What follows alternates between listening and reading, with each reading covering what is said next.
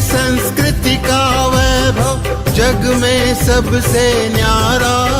जय भारत माँ, जय गीता माँ, जय भारत माँ, जय गीता माँ। भारतीय संस्कृति का वैभव जग में सबसे न्यारा। ज्ञान और विज्ञान यहीं से सबने पाया सारा, सबने पाया सारा। कुछ भूलों से हारा फिर से जीते देश हमारा। गीता परिवार हमारा, गीता परिवार हमारा। जय भारत माँ, जय गीता माँ, जय भारत माँ, जय गीता माँ।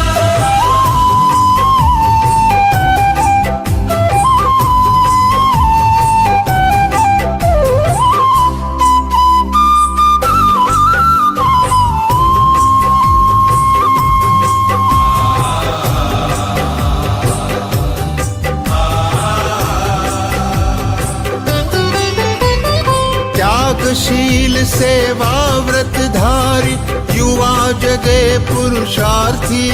जय भारत माँ, जय गीता माँ, जय भारत माँ, जय गीता माँ। त्यागशील सेवा व्रतधारी युवा जगे पुरुषार्थी। वैज्ञानिकता विनय सभ्यता स्वभाव हो निस्वार्थी, स्वभाव हो निस्वार्थी। देशभक्ति में तेजस्वी हो फिर समाज यह सारा।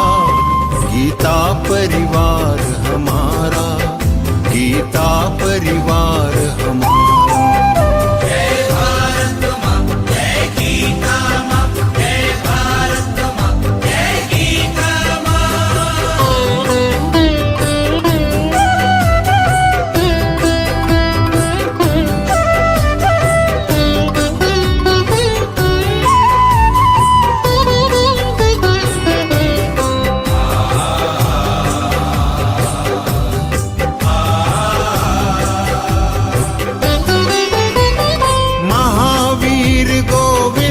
शिवाजी बुद्ध गगन के तारे।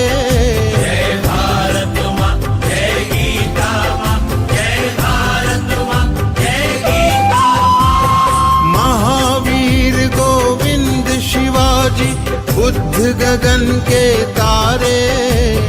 परंपरा की पुण्य चेतना उर में हम सब धारे, उर में हम सब धारे। बाल हृदय में उसे जगाकर जगे देश यह सारा। गीता परिवार हमारा, गीता परिवार हमारा। जय भारत माँ, जय गीता माँ, जय भारत माँ, जय गीता माँ।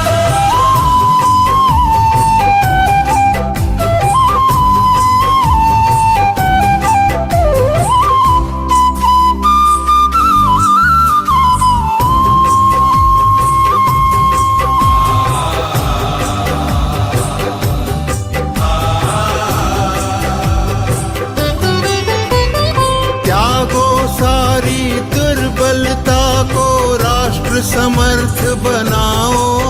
जय भारत माँ, जय गीता माँ, जय भारत माँ, जय गीता माँ। त्यागो सारी दुर्बलता को राष्ट्र समर्थ बनाओ। बंधु भाव समता ममता से सबको गले लगाओ, सबको गले लगाओ। चलो विवेकानंद मार्ग पर शुभ संदेश हमारा। गीता परिवार हमारा, गीता परिवार हमारा। ईश्वर भक्ति भाव से बहती संस्कारों की धारा। भारत माँ की सेवा में गीता परिवार हमारा, गीता परिवार हमारा।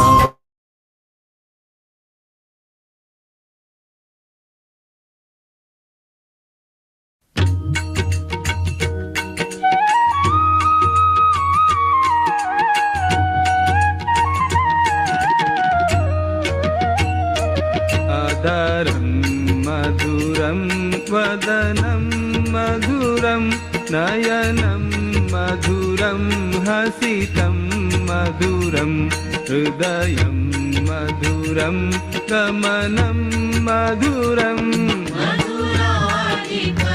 मधुराधिपतेरखिलं मधुरं मधुराधिपतेरखिलं मधुरम्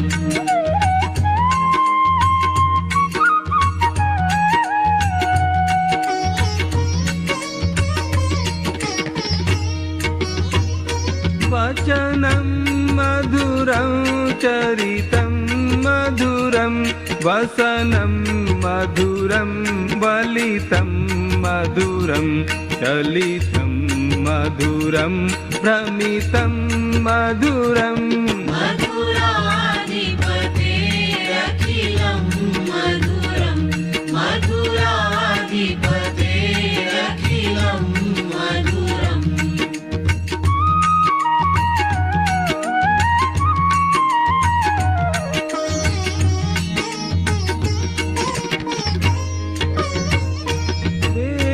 वेणुर्मधुरो रेणुर्मधुरः पाणिर्मधुरः पादौ मधुरौ नृत्यं मधुरं सख्यं मधुरम् मधुराधिपतेरखिलं मधुरं मधुराधिपतेरखिलं मधुरम्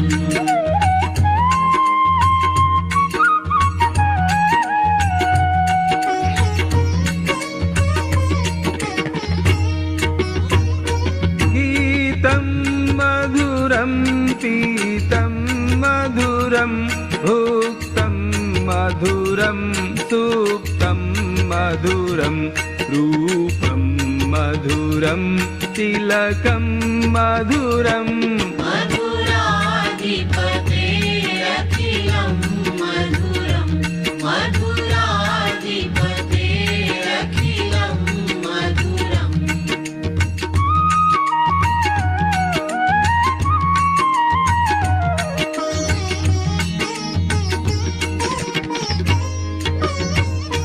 हरणं मधुरं तरणं मधुरं हरणं मधुरं स्मरणं मधुरं वमितं मधुरं शमितं मधुरम्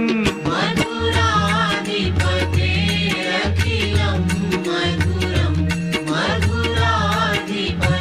मधुराधिपतेरखिलं मधुरम्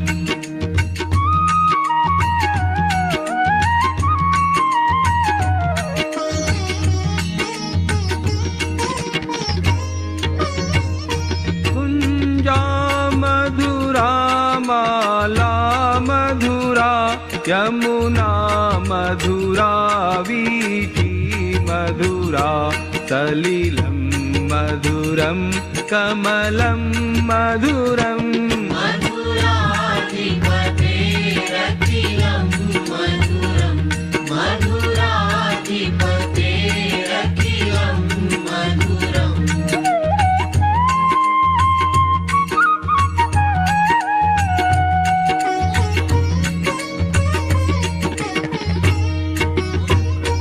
गोपी मधुरा लीला मधुरा युक्तं मधुरं मुक्तं मधुरं दृष्टं मधुरं शिष्टं मधुरम् मधुराधिपतेरखिलं मधुरं मधुराधिपतेरखिलं मधुरम्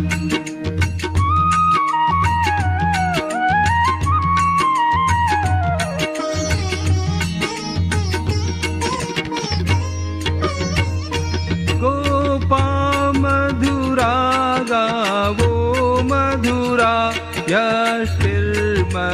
मधुरा सृष्टिर्मधुरा दलितं मधुरं फलितं मधुरम् मधुराधिपतेरखिलं मधुरं मधुराधिपतेरखिलं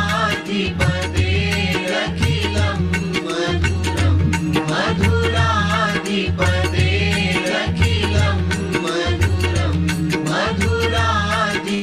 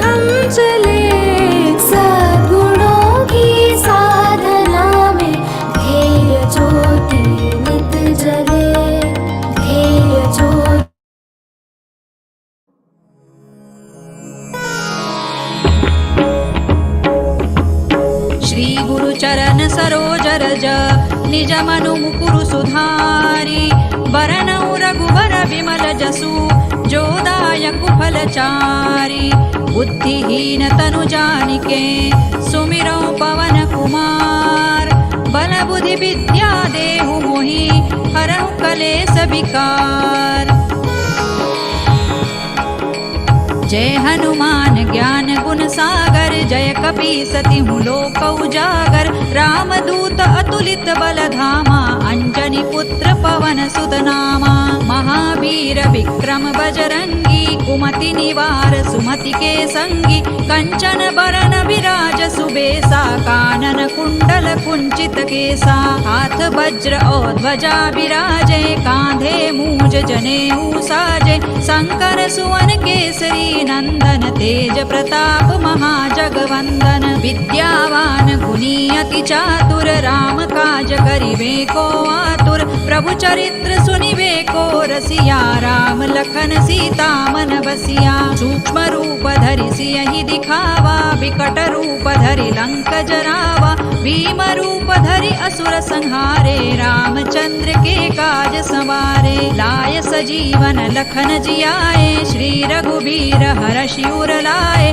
रघुपति कीन्ही बहुत बड़ाई तुम मम प्रिय भरतई सम भाई सहस बदन तुम रोजस गावे अस कहि श्रीपति कंठ लगावे सनकादिक ब्रह्मादि मुनीसा नारद सारद सहित अहिसा जम कुबेर दिक्पाल जहाते कवि कोविद कहि सकै कहाते तुम उपकार सुग्रीव ही कीन्हा राम मिलाय राजपद दीन्हा तुम्हरो मंत्र विभीषण माना लंकेश्वर भय सब जग जाना जुग सहस्र जो जन पर भानु लील्योताहि मधुर फल जानू प्रभु मुद्रिका मेलि मुख माही जलधि लांघि गए अचरज नाही दुर्गम काज जगत के जेते सुगम अनुग्रह तुम्हरे तेते राम दुआरे तुम रखवारे होत न आज्ञा बिनु पैसारे सब सुख लहै तुम्हारी सरना तुम रक्षक काहू को डरना आपन तेज संभारो आपे तीनों लोक हांकते कांपे भूत पिशाच निकट नहीं आवे महावीर जब नाम सुनावे नासै रोग हरै सब पीरा जपत निरंतर हनुमत वीरा संकट ते हनुमान छुड़ावे मन क्रम वचन ध्यान जो लावे सब पर राम तपस्वी राजा तिनके काज सकल तुम साजा और मनोरथ जो कोई लावे सोई अमित जीवन फल पावे चारों जुग पर ताप तुम्हारा है पर सिद्ध जगत उजियारा साधु संत के तुम रखवारे असुर निकंदन राम दुलारे अष्ट सिद्धि नौ निधि के दाता असवर दीन जानकी माता राम रसायन तुम्हारे पासा सदा रहो रघुपति के दासा तुम्हारे भजन राम को पावे जन्म जन्म के दुख बिसरावे अंत काल रघुबर पुर जाई जहाँ जन्म हरि भक्त कहाई और देवता चित्तन धरई हनुमत से सर्व सुख करई संकट कटे मिटे सब पीरा जो सुमिरे हनुमत बलबीरा जय जय जय हनुमान गोसाई कृपा करहु गुरुदेव की नाई जो सत बार पाठ कर कोई छूट ही बंदी महासुख होई जो यह पढ़े हनुमान चालीसा होय सिद्धि साखी गौरीसा तुलसीदास सदा हरि चेरा की जय नाथ हृदय महडेरा पवन तनय संकट हरन मंगल मूर्ति रूप राम लखन सीता सहित हृदय बसहु सुर भूप सियावर रामचंद्र की जय पवन सुत हनुमान की जय उमापति महादेव की जय।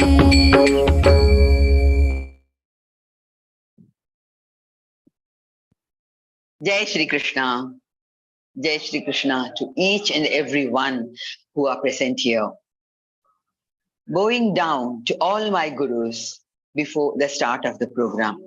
Om Shri Gurubhyo Namaha. A warm welcome to all sadhakas who have joined us for the interpretation session of Chapter 3, Karma Yoga. We all are really blessed to be associated with Geeta Parivar. Now, it's time for prayer. Prayer is considered to be an integral part of our culture, and it's help us to develop a relationship with God.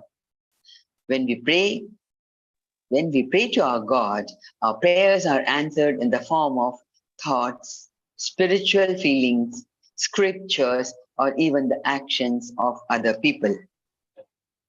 Today, Arambha Prarthana is by Manish Satputeji from Manvat district, Parbhani. He is a postgraduate businessman. Vaidya joined Geeta Parivar in January 2023 and is doing Seva as tech.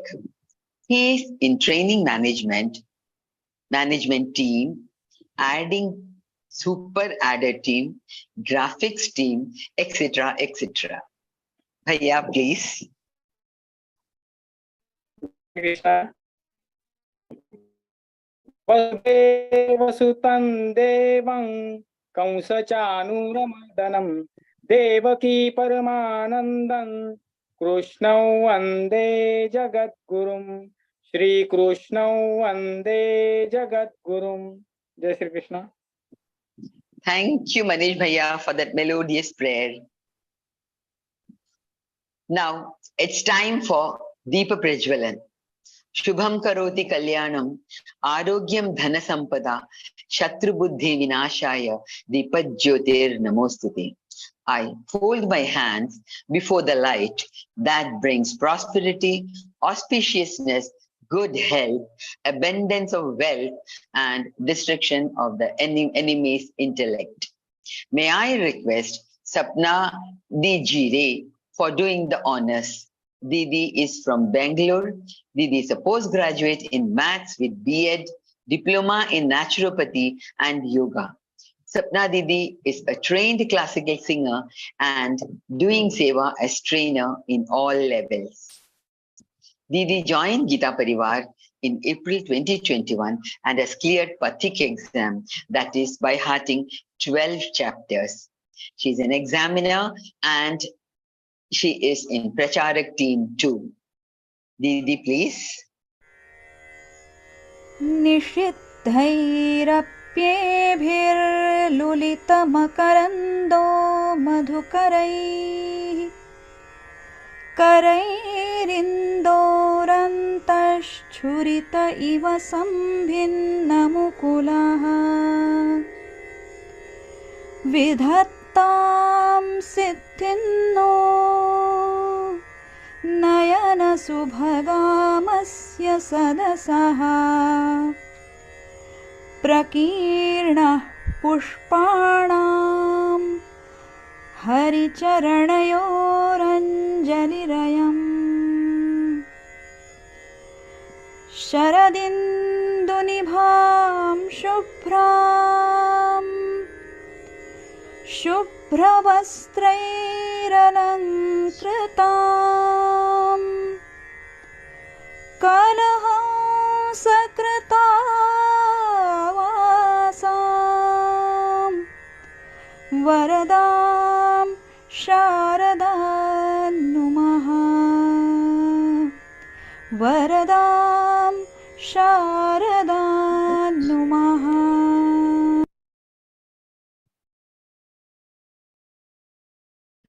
Thank you, Didi, for a devotional and a beautiful Deepa Prajwalan.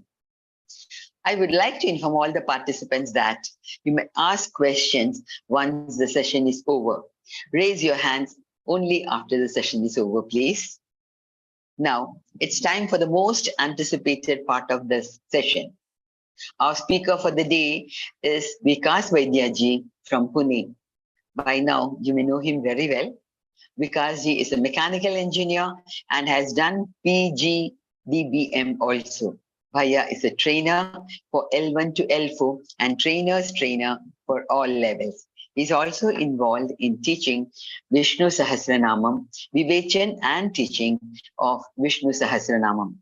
Vikas ji also gives guidance to Geeta Vratis to prepare for Sringeri Peeth Geeta exam. That is, those who have not completed by hearted 18 chapters of Bhagavad Gita and given the Vrati exam. Vaidya himself has received first prize at the hands of Param Pujya Jagat Guru Shankaracharya. Over to you, Vikas ji. Jai Shri Krishna. Vasudevasutan Devam Kausachanuramardanam Devaki Paramanandam Krishnam Vande Jagadgurum Krishnam Vande Jagadgurum. पूज्य स्वामी जी के चरण कमलों में कोटि कोटि नमन. We are studying Adhyay 3rd. Last time we covered up to slok number 30. In shlok number 30, Paramatma had said, Mai sarvani karmani sanyasya adhyatma chetasa nirashir nirmamo bhutva yudhyasva vigatajvara. So do all your prescribed duties and surrender it to me. Offer it to me. Nirashi, become devoid of your desires. Nirmamo, devoid of attachments. And do your kartavya karma. Yudhyasva vigatajvara, without getting anger. So no anger, no desire, and no attachment, and continue to do your kartavya karma, your prescribed duty, and offer it to me. This was the injunction from Paramatma, advice from Paramatma in shlok number 30. Now we go to shlok number 31. Ye me matamidan nityam anutishtanti manavaha shraddhavanto nasuyanto muchyante tepi karmabhihi. Ye means pronoun in Sanskrit. Those who, matam, opinion, me, my, nityam, always, anutishtanti, follow regularly, manavaha, all human beings, shraddhavanta, with deep faith, shraddha, devotion, anasuyanto, without envy, without getting into the habit of finding faults, muchyante, muchyante is to become free, karmabhihi, from the karma bandhana, from the bondage of karmas. So Paramatma says those who carry out their duties according to these teachings. Which teachings? Mai sarvani karmani sanyasya adhyatma chetasa nirashir nirmamo bhutva yudhyasva vigatajvaraha. These teachings. And you have to follow these teachings with complete faith and follow my teachings faithfully and without envy. Then those people, they become free from the bondage of their karmas. Now see, the Lord is clearly stating here the way to become free from the bondage of karmas. This is an advice from Paramatma. If you want to get free from your bondage, follow these instructions. First, he says, have complete faith in my words, my teachings. Don't raise doubts. Moreover, he says, there should not be any doubt in your intellect. Such should be your resolute faith in my words. Have complete belief. Surrender completely with unwavering faith and do as I say. How can you be in any bondage? If you follow these instructions, then how can you be in any bondage? When you have surrendered, you have offered all your karmas to Lord Krishna. If you are the doer, kartrutva abhiman, if you have that kartrutva abhiman, as I am the doer, then you are the bearer of consequences, obviously. But now when you have offered everything to Krishna, if you have offered karmas to the Lord, then you perform it with non-doer attitude. You have surrendered your kartrutva abhiman, that I am not the doer. Everything you are getting it done from me. Prakriti is getting done from me. I am not the doer. When you are not the doer, then how can you be the bearer of fruits of your karmas, your actions? Example. In the bank, we see the clerk counting scores of notes every day. Cash counting he does every day. But at the end of the day, he leaves them in the bank. He doesn't carry the cash home, obviously. He leaves all the money in the bank. And furthermore, if there were to be a robbery in the bank, will it mean that the clerk has gone bankrupt? It has no effect on the clerk, even if there is a robbery in the bank. Would he be personally lose anything? The money belongs to the bank. Whether the bank makes a great deal of profit or whether it incurs loss, it makes no difference to the bank clerk. His slate is clean, whether a bank makes profit or it makes loss.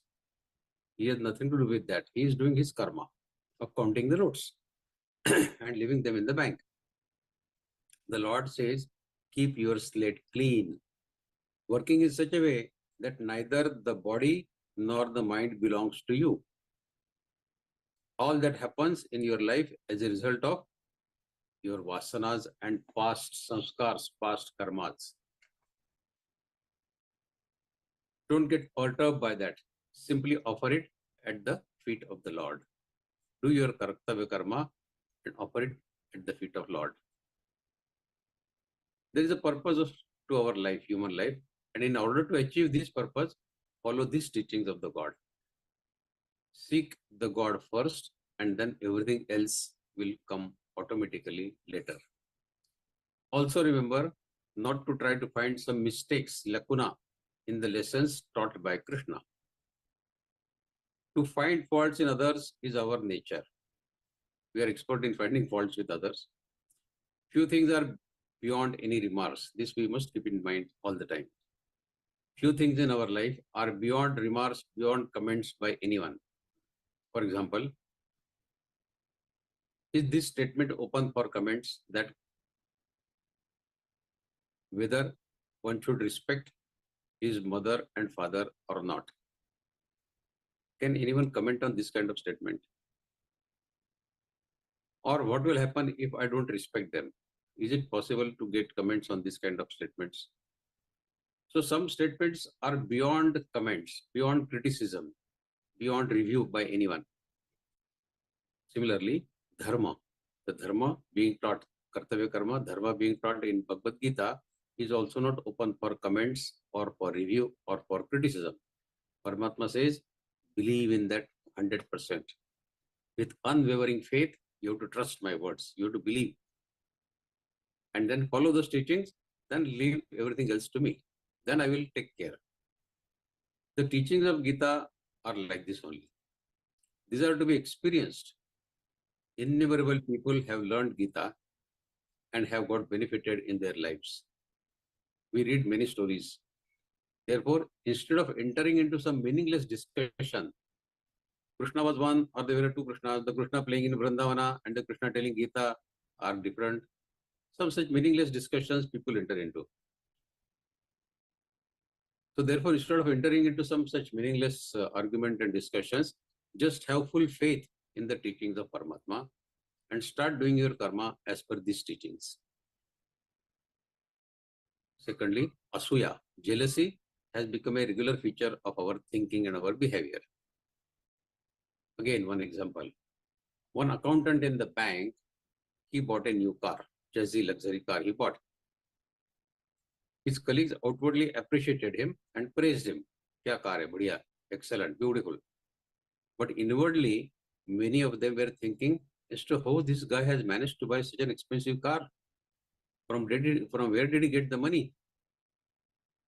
Must be, he is an accountant in the bank, he must have some swindling in the bank and then made some extra money illegally and then bought the car. The fellow had saved money for many years. His house was already loan free. He had no loan on his head. His wife was working. So he bought the car with his own money. But the jealousy, when it enters our mind, it covers our intellect. And this is our nature, to be jealous of others.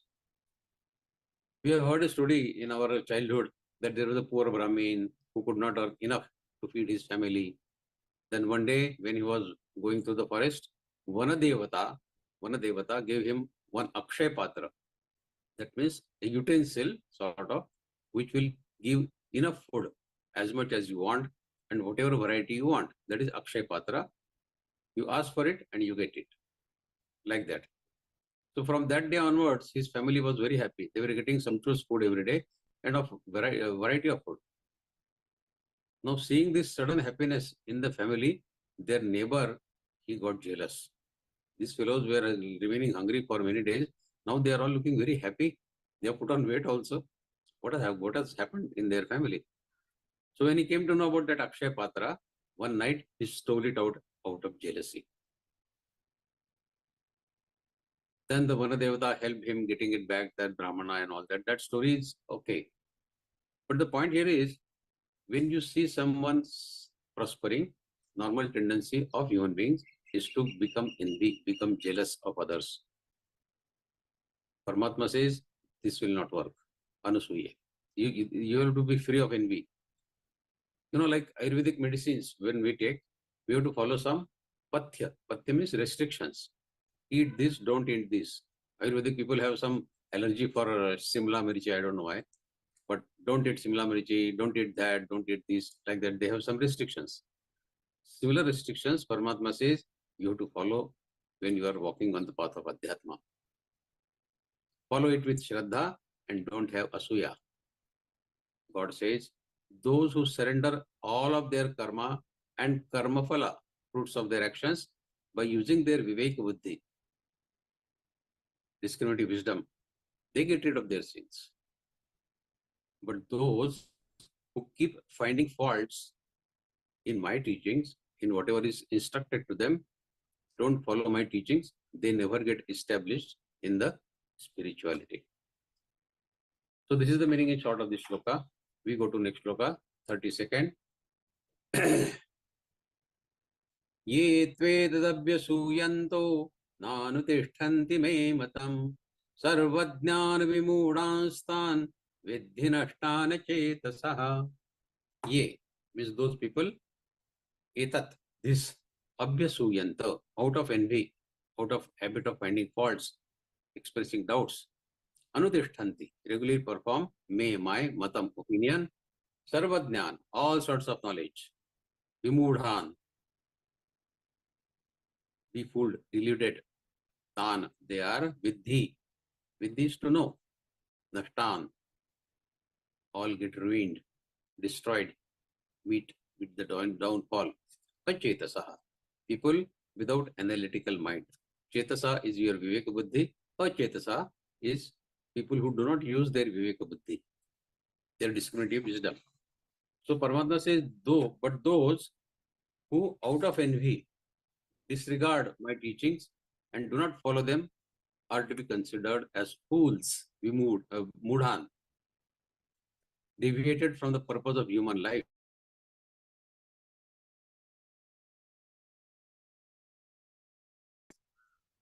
They have forgotten what is the purpose of human life.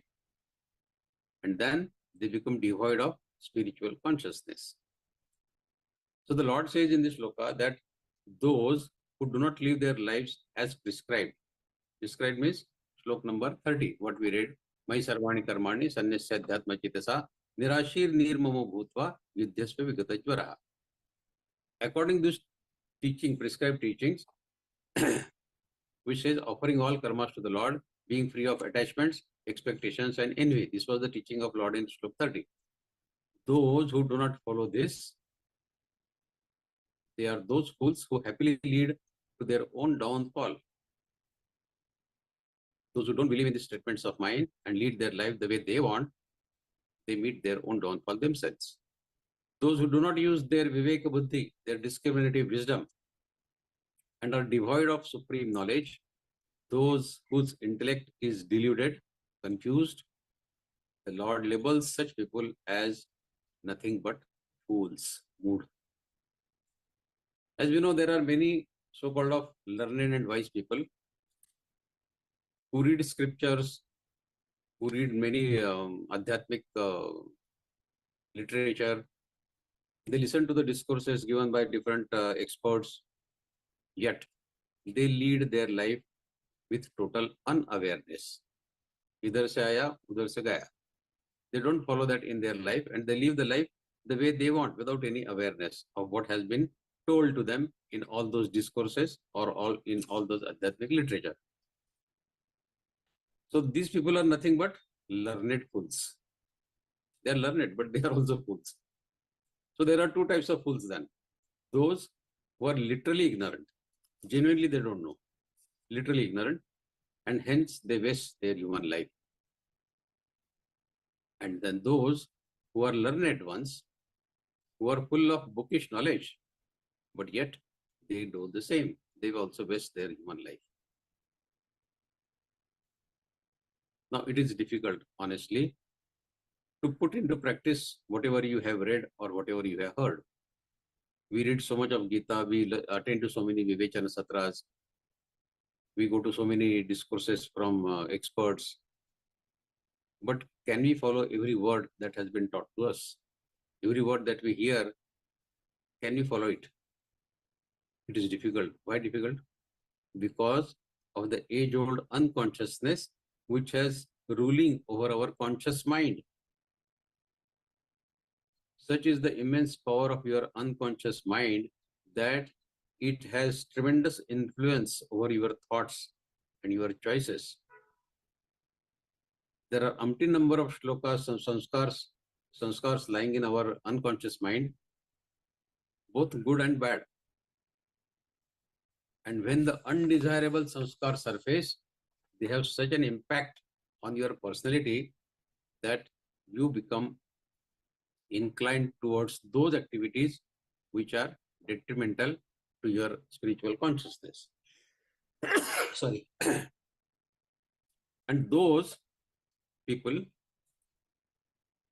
who undergo this kind of influence of under their unconscious sanskars, which are seemingly detrimental for their travel on the path of spirituality, outwardly these may be very innocuous activities. Like suddenly they may start believing that excessive sleeping is good, and they enter into excessive sleeping, excessive eating, or excessive talking.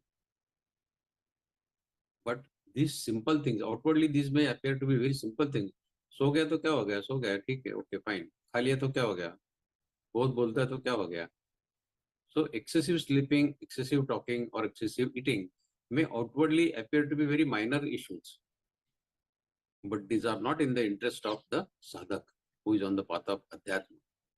These small things, apparently small things, may be very detrimental for his travel on adhyatma. Now, despite learning in Bhagavad-Gītā, Yukta Ahara Viharasya, Yukta Cheshtasya Karmasu, Yukta Swapna Bodhasya Yogo Bhavati Dukkha, Paramatma has instructed in several shlokas in Adhyaya 6, Atma Sanyam Yoga, repeatedly stressing, repeatedly emphasizing that moderation in everything is the key to good health. Yukta Ahara Viharasya, Yukta Cheshtasya Karmasu, Yukta Swapna Bodhasya. You should eat only enough. You should sleep only enough. Don't be in excess. Moderation is the key. Moderation is the key. Despite that, if you are violating these instructions of Paramatma and entering into excessive sleeping, excessive eating, excessive talking, then you are violating the rules of Adhyatma. And then your progress will get affected definitely. So such a person who goes under the influence of his unconscious without going into the instructions given to him, such a person is nothing but a fool. So outwardly it may seem, if a person is sleeping too much, how can he be fool? He will be fool because it is obstructing his journey of Adhyatma. That's why he is a fool. The day he comes out of his excessive sleeping, excessive talking, or excessive eating, he may march ahead on his path with full speed. But these things, they become the stumbling blocks, speed breakers. The Lord says that so-called so-called learned fools waste their lives. And the tragedy is, they all think that whatever they are doing is in their interest. They think, if I am eating, it is in my interest. If I am sleeping, it is in my interest. If I am talking too much, it is in my interest. So they don't realize their own lacuna, that this is not helping them at all. So Paramatma says such people are learned fools. Okay, we go to next shloka now, 33rd. Sadrushai cheshtate swasya prakrutir jnanavanipi prakriti yandi bhutani nigraha kinkarishyati. Nigraha kinkarishyati. Sadrushai. Accordingly, cheshtate. Cheshta is same like we say in Hindi. Cheshta means to keep trying. Swasya. Swasya by own. Prakriti. Prakriti is mode of Prakriti. Sattva Tamo. Jnanavan, the learned person. Prakritim, nature. Yanti. Yanti is to go. Bhutani, all living entities, all living beings. Nigraha. Nigraha means insistence, repression. Kim, what? Karishyati, can do. So this shloka says, Paramatma says, even the enlightened people, even the enlightened ones, they work according to their own nature. And common people, of course, they work even more so, according to their nature. In accordance with their nature. When everybody is working in accordance with their nature, then what is the use of forcefully restraining the sense or the mind? I am working normally as per my own swabha, my own nature. Then with the question of repressing, forcing my senses into doing a particular activity which is not in line with my nature. So the indomitable power of Prakriti. What is Prakriti? The sanskars of our past karmas. Our Prakriti, if I am a sattvic person, then this is the result of the past sanskars of my previous lives or even this life. And my tendencies have become sattvic. So this is my Prakriti. Likewise, somebody's Prakriti, his innate nature could be Rajasi. Someone's innate nature could be Tamasi. So that is called Prakriti for us. So if your innate nature is not sattvic, then even if you want, yet you will not be able to meditate or perform your spiritual practices because your nature is not sattvic.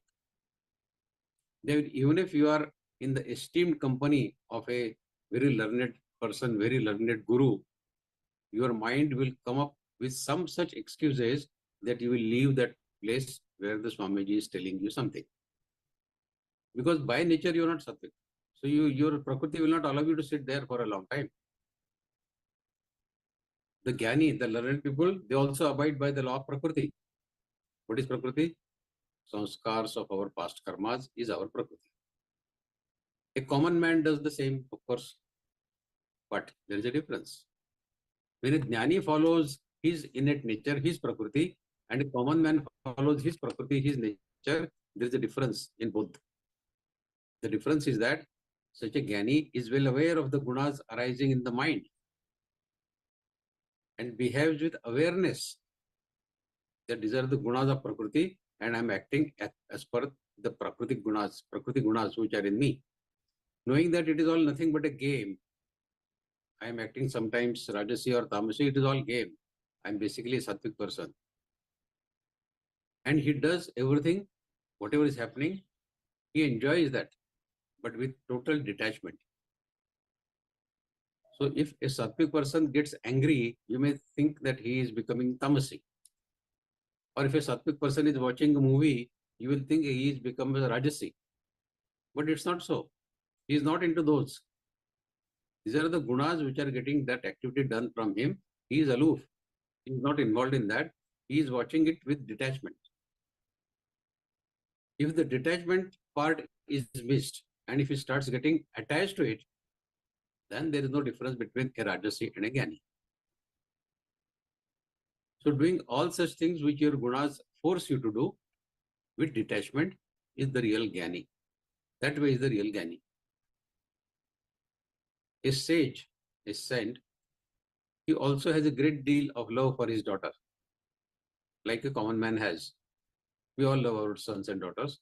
Similarly, a sage also loves his daughter. But at the level of mind, he is same like us.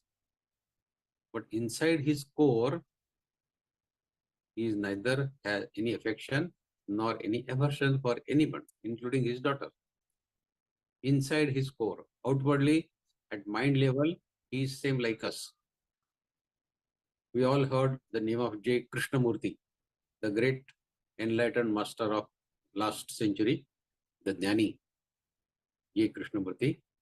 We have all heard about his profound wisdom and his very, very great oratory skills. You read his lectures, profound knowledge and great vocabulary, great oratory skills. But such a Jnani, he used to love reading mystery novels, murder novels. Who has murdered whom, like that? Those novels.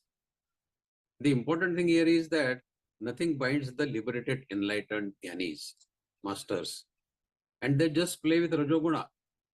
They just play with their gunas, whatever they occur at the particular time, or Tamoguna. But they know exactly what they are doing, and they do it with total detachment. Paramatma says, Prakriti influences the mind of Jnani also. Prakriti doesn't leave anyone. It influences the mind of Jnani also.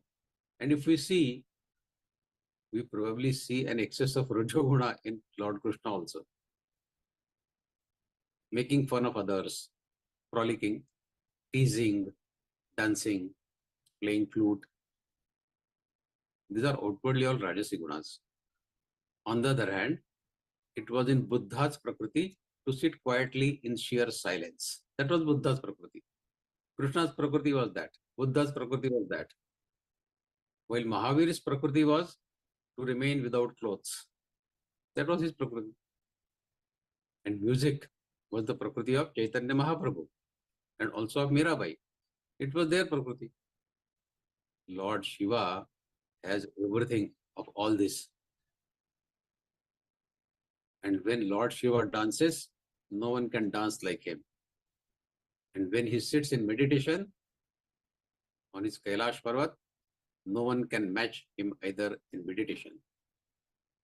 So these are the basic Prakritis according to which even the Gyanis, even the gods, they follow this Prakriti. Now does it mean that a common man should also say, ठीक है फिर जो चलता है चलने दीजिए, मेरा प्रकृति सात्विक नहीं है तो मैं सात्विक काम नहीं कर सकता. I cannot do sattvic work because my prakriti is not sattvic. I may be a Rajasi person. So let me enjoy the life then, because I cannot become sattvic. Because my prakriti is Rajasi, so how can I do sattvic work? No doubt, prakriti is powerful. But it is not above the Purush. It is not above the God.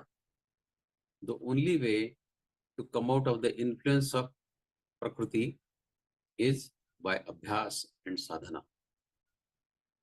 The purpose of reading Bhagavad Gita is that to do Abhyas and Sadhana and trying to come out of the shackles of the gunas that we are in.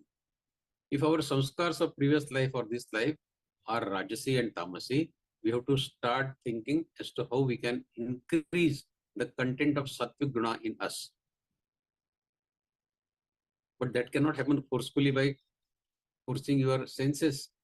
Senses will continue to do their work.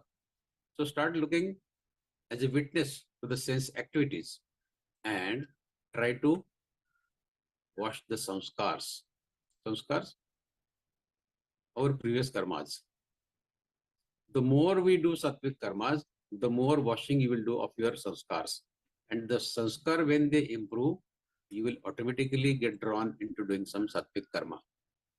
So those people who follow divine teachings with determination, they do succeed in overcoming the bondage of Prakriti. But the rule is Abhyas and Sadhana.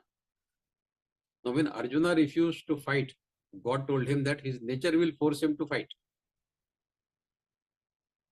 Arjuna repeatedly said in first Adhyaya, second Adhyaya, I will not fight, I will not fight, I will not fight. In 18th Adhyaya, Paramatma said, okay, now you have agreed to fight, but even if I would not have told you all this entire Gita of 18 Adhyayas, you would have definitely fought without even my instructions, without my advice, without you hearing the Gita from me. Because your Prakriti is like that. Yadhankaram ashritya nuyochita manase mitheshe vyavasayaste prakritin swan niyokshati. Under the influence of your ahankar, you have taken a refuge under your ahankar and you are saying repeatedly that no yotsa, I will not fight, I will not fight. But your Prakriti will definitely get it done from you, not today, tomorrow. You cannot run away from the Prakriti. So the underlying concept here is the senses and mind can be improved, but cannot be restrained. They can be improved, but cannot be restrained, cannot be forced. As we know, our Prakriti means our samskars of past karmas. Only determined efforts, faith in divine practices, divine teachings like Bhagavad Gita, and regular practice can help us to ward off the effects of our past samskars, our past karmas. With that only, we can start shifting from Rajasi to Sattvic, or Tamasi to Rajasi, and Rajasi to Sattvic. Okay, now we go to slok number 34. Indriyasyendriyasyarthe ragadvesho vyavasthitau tayornavashama gachet tauhasya paripanthinau. Indriyasya, of the senses, indriya bhyarthe, sense objects, shabda sparsha rupa rasagandha, subjects, the objects of indriyas, senses. Rag means attachment, dvesha, hatred. vyavasthito, situated. Tayo means both of them, rag and dvesh, both. Vasham, control. Agacchata, should become. Asya is him, and Paripantino is the stumbling block, the speed breaker, the enemies creating obstacles. So in this shloka, Paramatma says, all the senses get attracted by favorable sense objects and are averse to unfavorable objects. Therefore, it is best to avoid their influence because they are the real enemies of the men. Now, how does it happen in our day-to-day life? Lord says in this shloka that attraction and aversion of the senses to their corresponding sense objects are the stumbling blocks on the path of self-realization. And one should not come under the control of such attachments and aversions.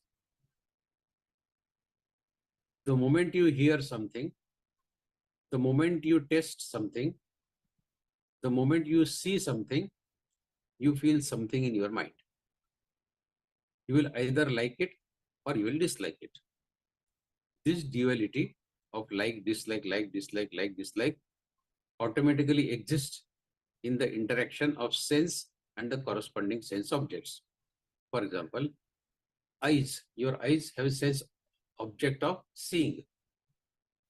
Every sense has its corresponding sense object. You cannot disturb the pair. Eyes will do the work of seeing. Tomorrow if you say eyes, you don't see, you start talking.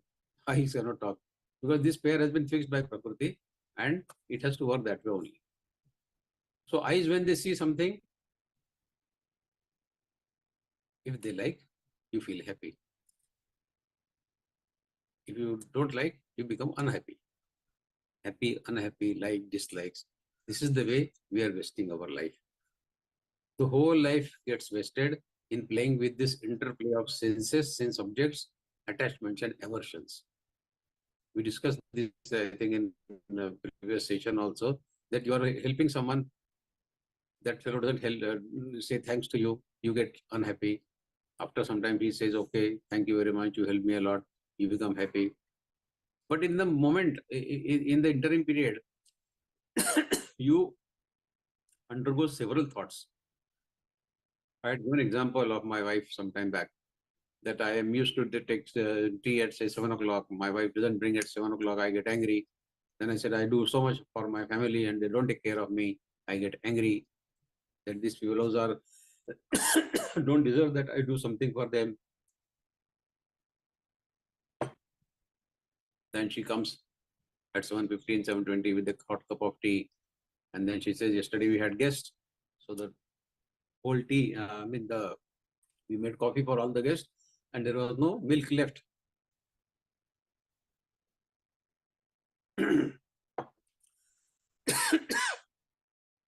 That was the reason that he did not come in time. But in the meantime of 10-15 minutes, my mind passed through many such ups and downs, likes, dislikes, attachment, aversion. This is one case. But throughout the day, we go through several such cases and our mind space gets totally occupied with such useless thoughts and useless activities, useless karmas. Now there is, so how to change it? Can we come out of this challenge of aversion attachments? There is no solution to this, to come out of this. There is. And that is the base of Bhagavad-Gītā. To come out of this aversion and attachments, the remedy may be long and may be difficult, but it is certainly there. Bhagavad-Gītā has answer to every difficulty that you have. The sadhana and its regular punctual practice. Those who want spiritual gains cannot deviate from this course. And how to avoid the slavery of this attachment and aversion, the opposites, pair of opposites, this duality of which we become slave, the answer is equanimity, samata. And samata is the base foundation of Bhagavad-Gītā. Many shlokas, almost every adhyaya in Bhagavad-Gītā prescribes samata, equanimity. God has emphasized has given huge importance to this samatha, equanimity. In Adhyaya 2, Paramatma said, Siddha Siddho Samo Bhutva Samatma Yoga Uchyate. Person who is equipoised in Siddhi and Asiddhi, that means in favorable and unfavorable situations, he is following yoga. Samatha is yoga. This is the big announcement Paramatma has made in 2nd Adhyaya. Samatma Yoga Uchyate. If you can remain equipoised, you follow equanimity in all situations of favorable, unfavorable, profit, loss, win, loss, whatever, respect or disrespect. In all situations, if you can remain equipoised, you are following the principle of equanimity, then you are doing yoga. Then you are a yogi. You are living your life like other people, but there is a difference. You are a yogi. In 5th Adhyaya, Paramatma says, Vidya Vinay Sampanne Brahmane Gavihastini Shunichaiva Shvapake Cha Pandita Samadarshinaha. Vidya Vinay Sampanne, a Brahmin who is well equipped with all wisdom. Shunichaiva Shvapake Cha Vidya Vinay Sampanne Brahmane Gavi is guy, cow, Hastini, elephant. Shunichaiva Shvapake Cha, dog. And Shvapak is the Chandal, whose job is to hang people in the jail. Pandita Samadarshana. Pandit looks at them in equanimity. So this is the principle of equanimity, outward equanimity. Inward equanimity is handling our emotions, our sentiments with the same thought of equanimity. Na pravrashit priyam prapya, no dvijat prapya cha priyam. If you get something favorable, don't start dancing in joy. Na pravrashit priyam prapya. You get something priya, which is dear to you, don't start dancing in joy. Na pravrashit priyam prapya, no dvijat prapya cha priyam. If you get something apriya, unfavorable, don't get dejected, don't start shedding tears. In both the situations, learn how to become equipoised. So equanimity is the answer to this duality of attachment and aversion. Equanimity is yoga, and the principle of equanimity can overcome the power of this duality of attractions and aversions. So we go to Shlok 37 now. Arjuna's question in Shlok 36 was, Athakena prayuktoyam papam jardi purusha anichchanapi varshne vala diva niyojitaha. Now Paramatma is replying to that, saying, Shri Bhagavanu vacha kama esha krodha esha rajo guna samadbhavaha mahashano mahapapma vidhyena miha vairinam. So Lord says, desires born out of rajoguna samudbhavaha, they transform into anger. And this is the all-devouring, sinful enemy in this world.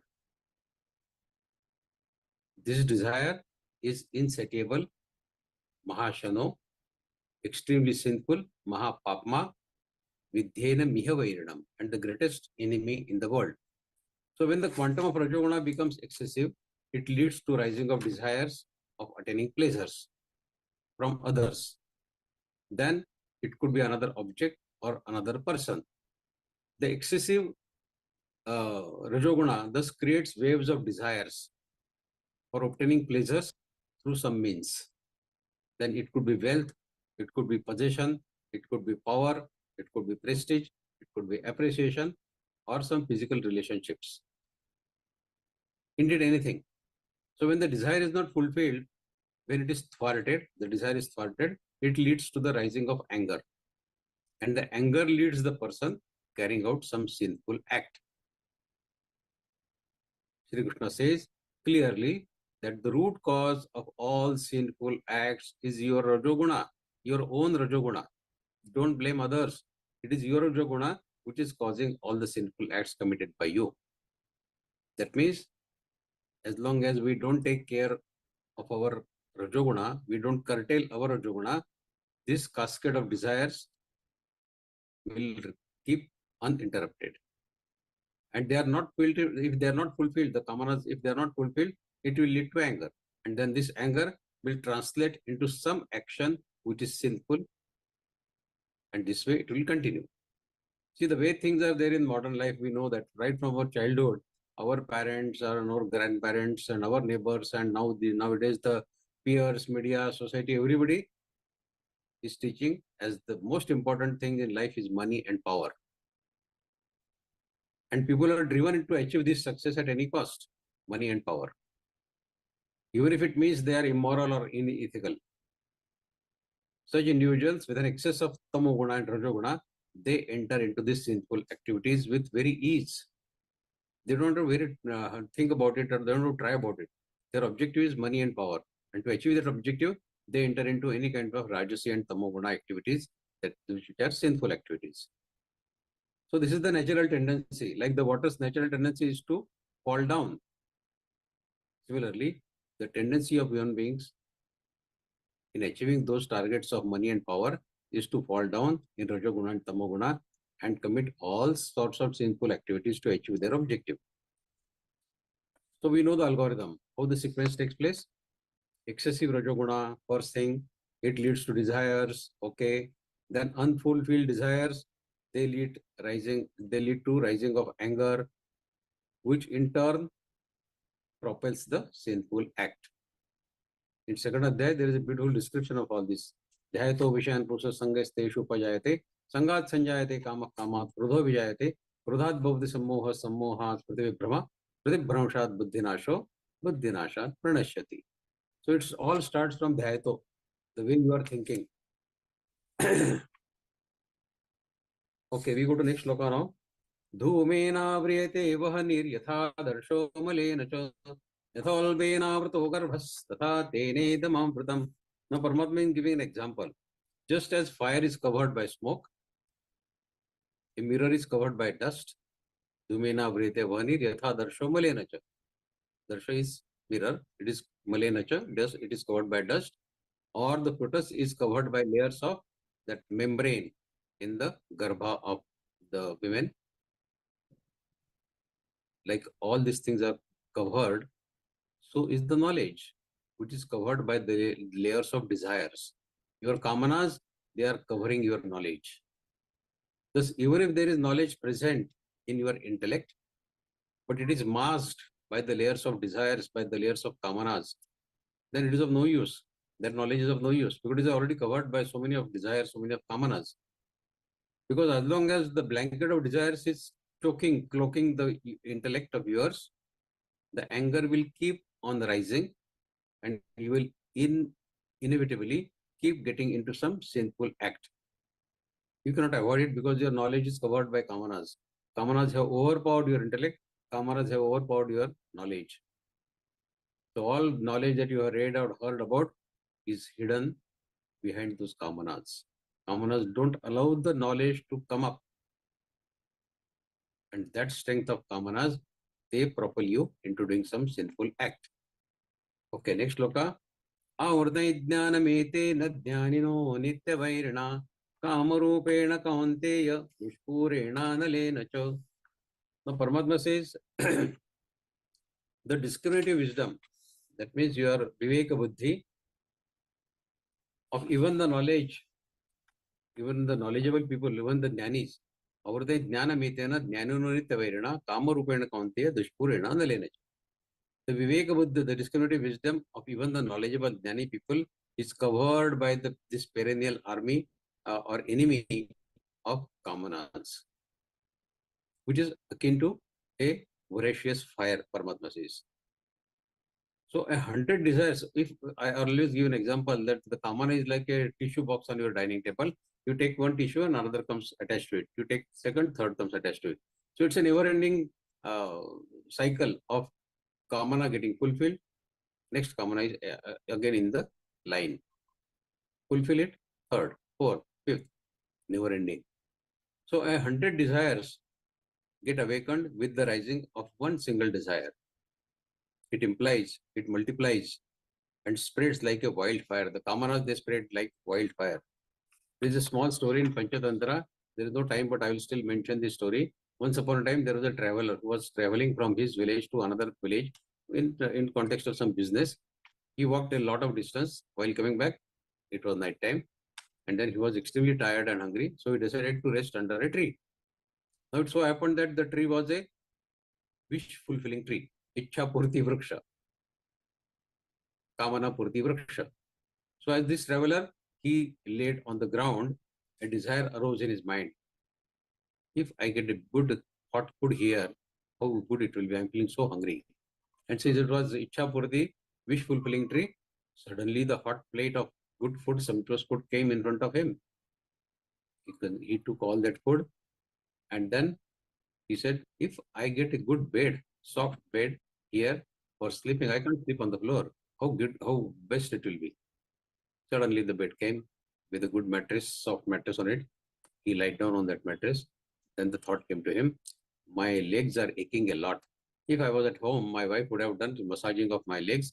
If someone comes and do massaging of my legs, how it will be? Great. Ichha Purti Vriksha. So a beautiful girl came and massaging his legs. Then lying down, the thought came to his mind, this girl is looking beautiful. What if this is a witch who has come here to kill me? What will happen? Then what happened? The thought came to his mind, and that beautiful girl, she turned into a witch and killed the person. So the moral of the story is, in the stream of kamanas, you can get driven mad. Kamanas will give such ugly thoughts in your mind that you will go mad. So always think before you think. Think what you are thinking. Your thoughts may kill you. That is the simple message of this thing. Shloka. Next shloka. Indriyani mano buddhirasya adhishthana muchyate eter vimohayatte jnanam avritya dehinam. The Padmatma says the senses, the mind and the intellect are regarded as the dwelling places of desires. Where do these desires reside? They reside in senses, mind and intellect. Indriya, man and buddhi. And this enemy of desire covers up the intellect, thus deluding all the beings. Now, where do this desire reside? Where is their home, so as to speak? If you want to kill the enemy, you should know where the enemy is hiding. The Lord says the desire reside in the abode of senses, the mind and the intellect. Desires are awakened by the senses, by the mind and by the intellect. The memory of whatsoever has been experienced through the senses is stored in your mind, and it percolates deeper into your consciousness. This happens automatically. You don't have to try for it. Whatever things are happening in your life, they are getting percolated in your conscious mind without your knowing about it, without your doing anything about it. And then these objects of seeds, dormant desires, can prop up any time without your knowing. At what time? You also don't know. At what time they will get propped up from your own conscious. So all the previous experiences of your sense gratification, your sensory pleasure, sensory world are stored in these deep layers of your own mind, your chitta. An interesting thing to note is, even others' experiences which you have heard, which you have read about, also get stored in your chitta, also get stored in your conscious mind. So it is not necessary that your own karmas will prop up and get into some sinful act from your side. The experiences of others people who they have shared with you can also get propped up from your conscious and get you into acting some sinful act. So from time to time, the seeds of these dormant desires keep getting up, and then they force you into doing some sinful act. We go to next shloka. Tasmat tamendriya anyadyo niyamya bharatarshabo papmanam prajahi hena jnana vijnana nashanam.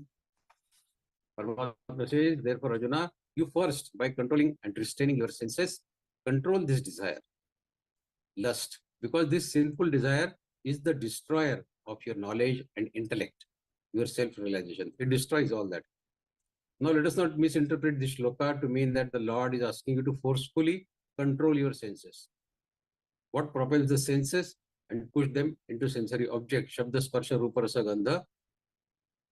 What propels them, the senses, into sense objects? It is the mind.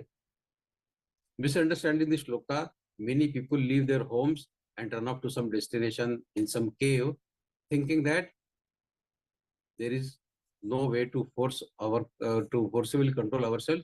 This is the place where we can control ourselves. But does it ever happen? You go to Himalaya or you go to hide yourself in a cave. Can you control your mind by just hiding in the cave? So, what is your habit? One sage would say that you should not discard. You should discard some bad habit when you go to say Ganga or you go to some holy place. Shed something when you visit a holy place. That is what the people say.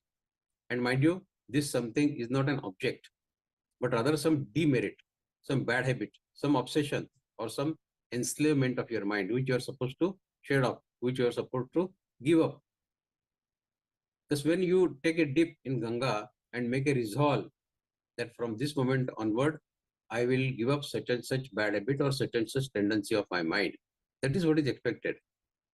But what we see now, people take a dip in Ganga, they come out and say that from today, I will not eat laddu or I will not eat papaya, some such object.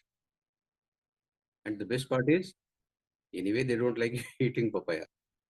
So leave the habit, the tendency, not the object. When you go to holy place, don't take a dip and say that I leave this object, not object. You have to leave some bad habit, which you have noticed and which is causing a stumbling block in your journey on Adhyatma. Indriyani paranyahur indriyebhyah param manah manasastu para buddhiryo buddhe paratastu saha. Now here the hierarchy is mentioned by Paramatma. The senses are superior to our gross body. The mind is superior to senses. The intellect, that is buddhi, is superior to the mind. And the soul, the jivatma, is superior to the intellect. So at the bottom is our gross body, senses, mind, intellect, and the soul. So this is a beautiful shloka to tell us the hierarchy that is there in us. You are stuck at the level of body. The Lord says, go beyond body and retrace your steps. A step back from body is senses. Retrace one more step, and there lies the mind. Retrace one more step, and there is the intellect. Retrace that one final step, and there lies the most sublime of all, the Atma, the Jivatma, the soul. You have to reach there. By crossing all these, gross body, senses, mind, intellect, and then you reach that Jivatma. There are ways to achieve this. We have no time to discuss all that. But in short, first concentrate on your body and its movement and observe all that as witness. Come out of your body and observe your body movement, body happenings as a witness. Do the same way for your senses, your mind, your intellect, and then reach the Jivatma. These are the steps to be followed. We could discuss all these at length. It's a long discussion, but we are already running out of time. So we go to the last book of this adhyay. Evam buddhe param buddhva samstabhyatmanam yahi shatrum mahavaho kamaru pandura sadam. Now listening to all this or reading all this Dhyan about Bhagavad Gita is not enough. It is our delusion if we think that by listening everything will happen. You have to bring it into practice. We will not get enlightened by merely reading or listening. To become enlightened, we will have to search that which is translated in the, which is the transcendental in this nature, the spiritual path. We have to walk on that path ourselves. And this requires consistent, persistent practice. Else, whatever we hear is of no use. Moreover, it can even be dangerous if someone becomes egoistic, that yes, I am walking on the path of Adhyatma, I have become a great man. It's going to spoil, because ego kills all of your achievement. Thinking that now he has read or heard it all and I can do it everything by myself, I am a great man now. This is not the way. Thus remember that in order to know who you are, you need the tools of Vairagya, rigorous spiritual practice and prayers. You cannot bypass this at all. You need a great degree of resolve in addition, for everything is against the tide, so as to speak. Your karmas are against you, your samskars are against you, your vasanas are against you, your mental conditioning, all are working against you. And you have to travel against this tide of oppose. And you have to seek your real self despite all these odds. So indeed, it is the biggest challenge in our life. But if we are determined, we can attain this in this very life. Because we don't know If we miss this opportunity, how many more lives we may have to take for this? So let us pull up our socks, gear up to get this fully immersed ourselves in spiritual practices with great deal of determination. Your spiritual practice should be foremost in your mind. This should be the first thought that should come to your mind when you wake up in the morning, and this should be the last thought when you go to sleep. Live with this optimism that despite all weaknesses in me, Paramatma is with me. And I have started walking on this path of Adhyatma with the blessings of Paramatma. I will.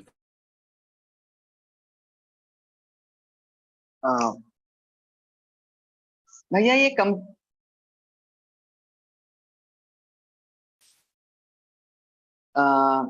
अभी मैं हो गया क्या भैया जी? Okay. So that was an enlightening session, and Bhaiya dealt in detail about Karma Yoga.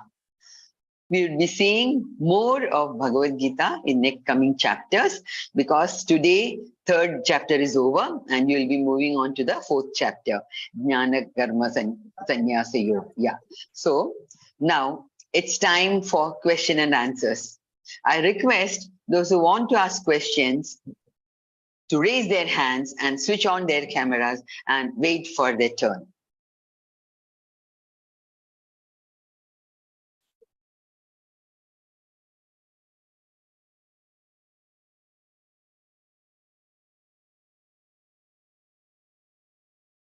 Yeah. भैया unmute करिए अपने को. चिन्मय भैया please unmute yourself.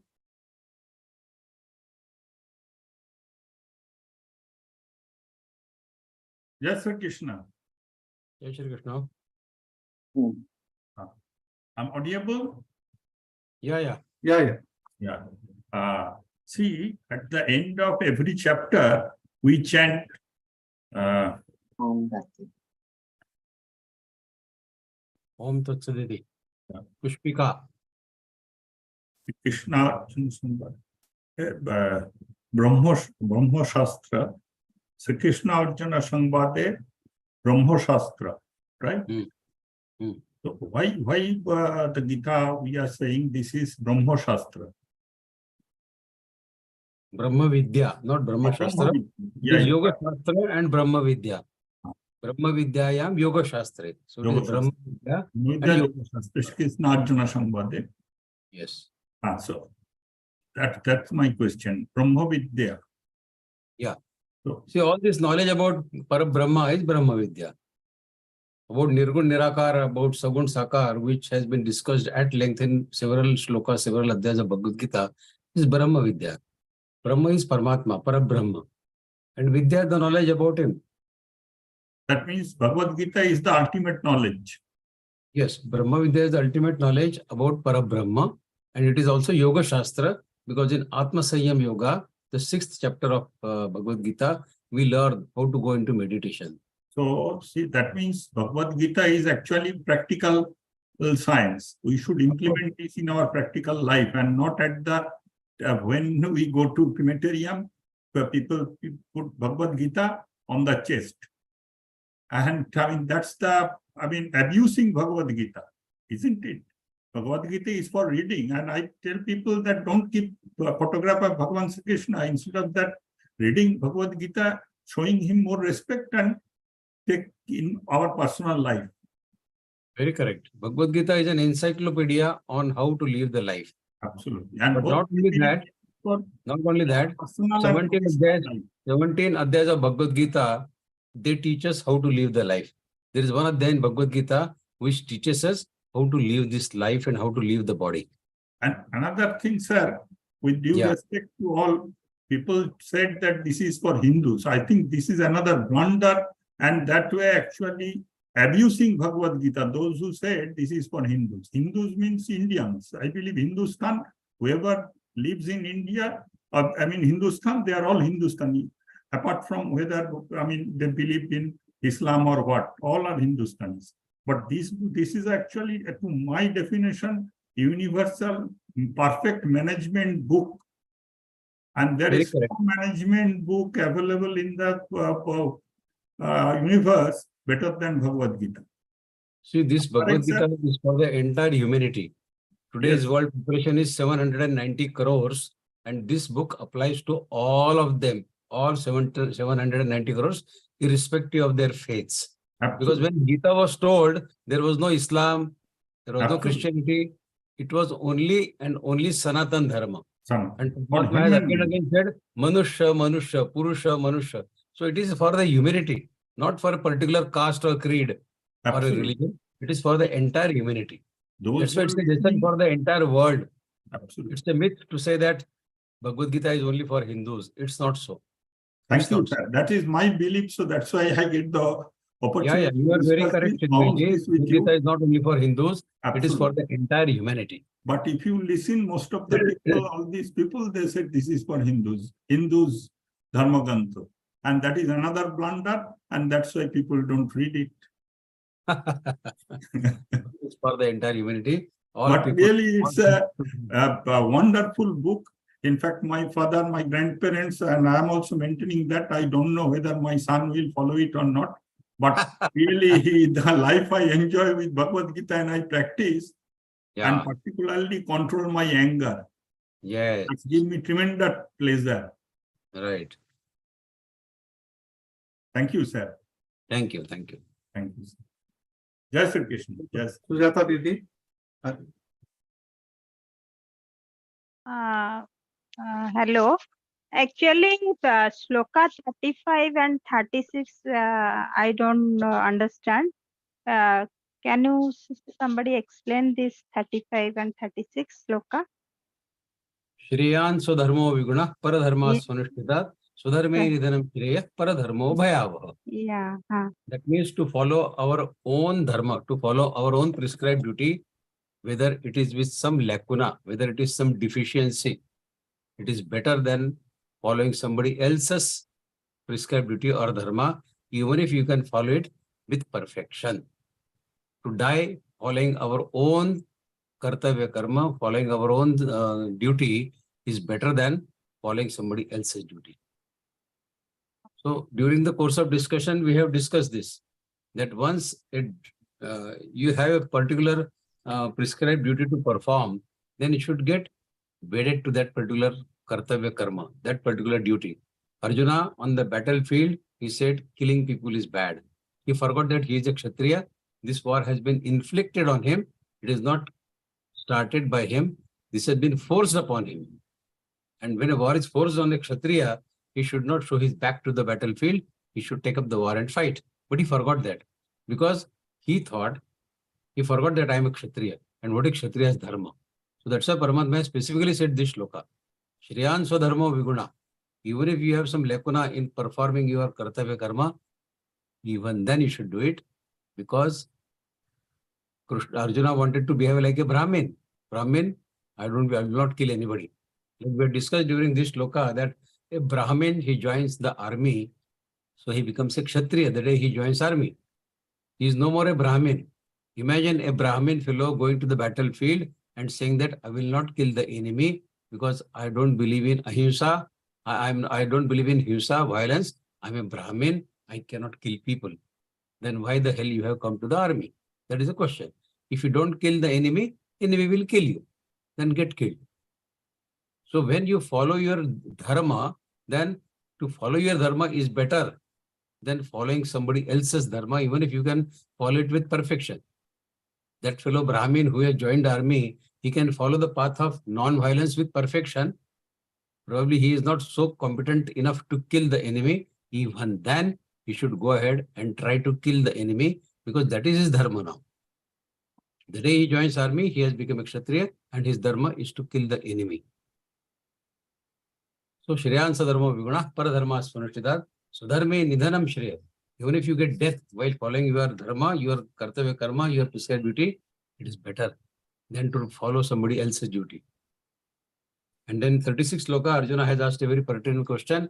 Athakena prayukto yam papayam chariti purusha anichan vivarshneya baladivanyojitaha. The question that comes to mind of all of us, what happens to a very sincere, honest gentleman and under which influence he commits a sinful act.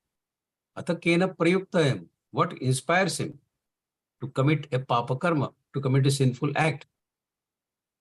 We are sitting in our balcony in the morning reading newspaper. Police van comes, it catches our neighbor, they handcuff him and take him to the jail, take him to the police station. Later on we come to know that this gentleman, though he is having such a respected name in the society, he had committed some swindling of money or misbehaving with some women employees in his office or whatever. So he has committed some sinful act. Arjuna's question is, under whose influence does he do that? He is seemingly a very gentleman. He is not expected to do that. People will not believe it. But anichannapi, against his wishes, he does it. And baladeva, under force. And niyojitaha, as if it is pre-planned. He commits a sinful act as if he has been thinking about it for a long time. But actually it is anichannapi. He has no wish, he has no desire to commit that sinful act. Somebody gets it done forcefully from him, baladeva. So this was a question from Arjuna, to which Paramatma has replied in 37 shloka. Kama esha krodesha rajoguna samadbhava mahashano mahapapma vidhena mihivairana. It is the kamana which is the root cause of all sinful act. There is no papa karma in the world behind which there is no kamana. Every sinful act in the world is coming into action because of kamana. Kamana is the root cause. And kamana is a vikar that comes from rajoguna. Rajoguna samadbhava. Okay? Okay, thank you, sir. Thank you.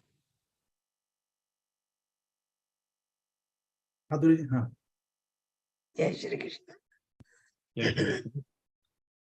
धन्यवाद। तो वैद्य जी बहुत ही अच्छा प्रवचन करते हैं, बहुत अच्छा लगा। लेकिन मैं मेरा पीछे वाले के प्रश्न पे जा रही हूँ, जिन्होंने कि the person who talked about the Brahma Vidya and Geeta is a part of Para Brahma Vidya or Apara Brahma Vidya? There is no apara. See, you are talking of Prakriti. Para Prakriti and Apara Prakriti. When we are talking of Brahma, Brahma comes in Para Prakriti.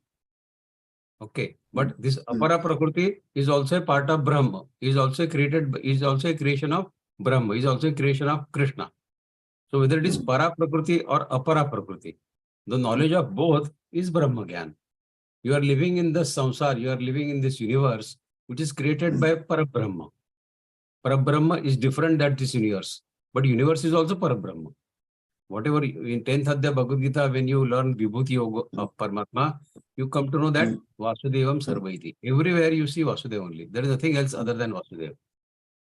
So this is Bhagavad Gita is a knowledge in Para Prakriti as well as Apara Prakriti. It's not only about Para Prakriti, it tells you about Apara Prakriti also, which is the creation of Paramatma. It should not happen that this Apara Prakriti, which is this universe, it is like, the painting of a painter. You appreciate the painter, that you appreciate the Paramatma, but you criticize his painting. How can it be?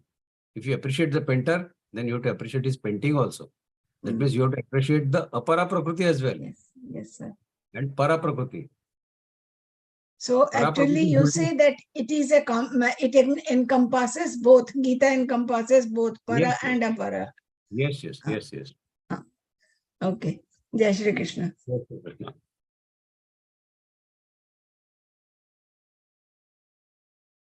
No more questions now. Okay. So we can start the Hanuman Chalisa or the prayer, ending prayer first. Yes, sir. I extend my heartfelt gratitude to Vikas Vaidya ji for clearing the doubts of all sadhakas. On behalf of Geeta Parivar and myself, I extend sincere thanks to the technical team consisting of Kailas Bhaiya and all those who have been at the backstage for their relentless and efficient efforts in making this session a great success. May I take this opportunity to thank all those who have attended this session. Please do continue your Gita sadhana and attend these sessions to enrich your spiritual knowledge. I request Dr. Jayashree Gaware ji from Nanded for Samapan Prathana. Didi is a homeopathy doctor with interest in reading and traveling. Jayashree Didi joined Geeta Parivar in June 2021 and is giving seva as tech. Jai Shri Didi, please. जय Shri Krishna. Yes. जय श्री कृष्ण दीदी. जय श्री कृष्ण दादा. Jai Shri Krishna. Yeah. योगेशं सच्चिदानन्दं वासुदेवं रजप्रियं धर्मसंस्थापकं वीरं कृष्णं वन्दे जगद्गुरुं.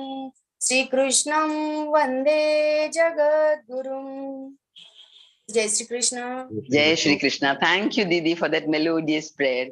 We have recital of Hanuman Chalisa now, and please be present for the recital.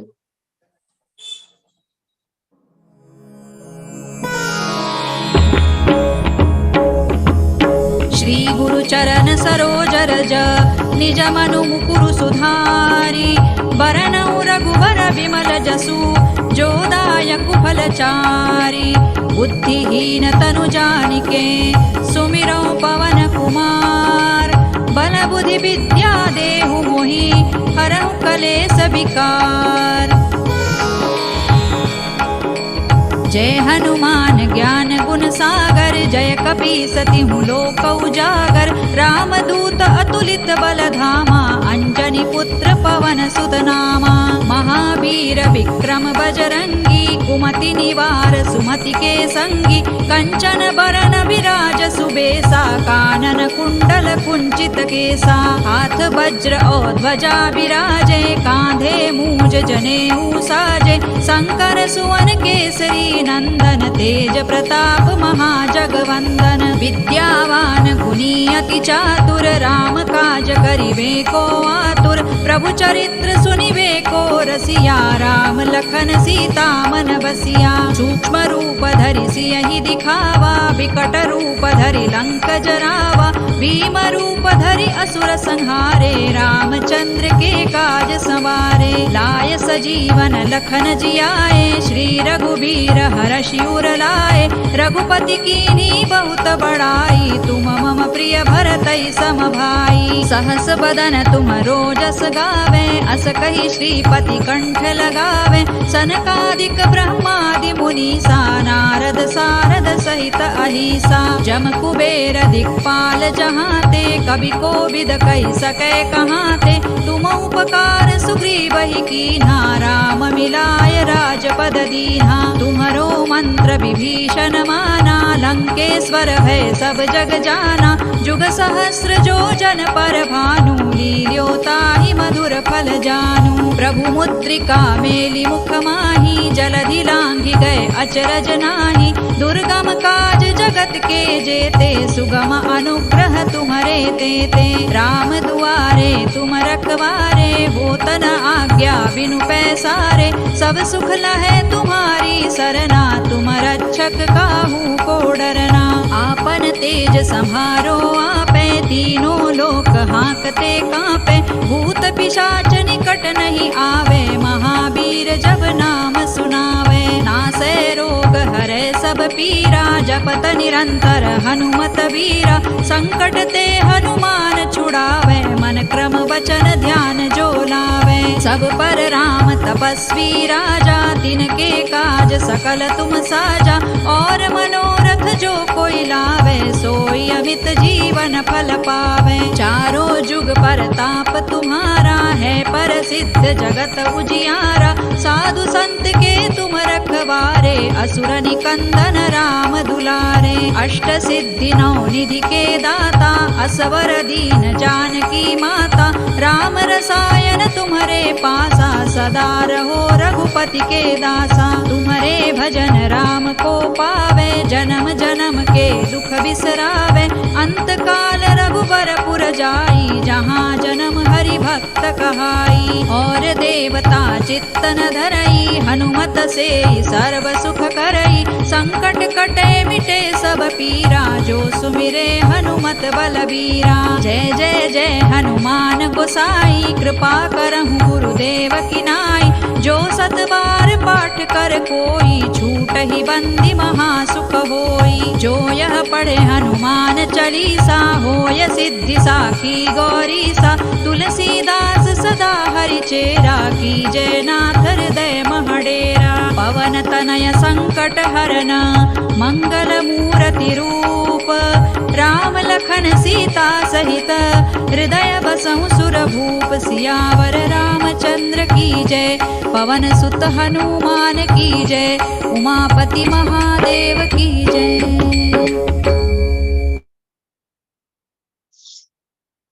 Thank you everyone for being there for Hanuman Chalisa recital. May our week ahead be brighter and more beautiful. We shall see you back on another enlightening session next week. Till then, Jai